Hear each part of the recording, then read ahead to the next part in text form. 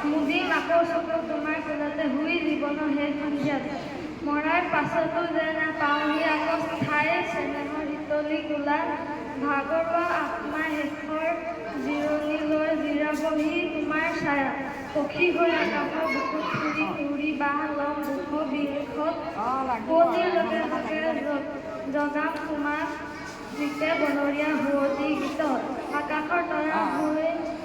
লাগি চাম ৰৈ সেউজীয়া জীৱনী জেউতি জোনাকত মিল হৈ বিমান পথত